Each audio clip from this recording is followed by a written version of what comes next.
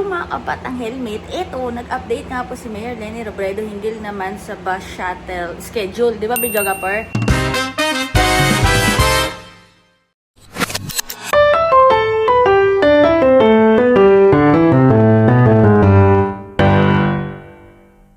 So, magkakaroon na ng bus shuttle from basta papunta ng airport, no?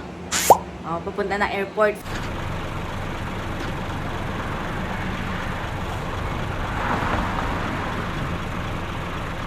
From Naga to Bicol Airport. O, basta ayan mga batang helmet.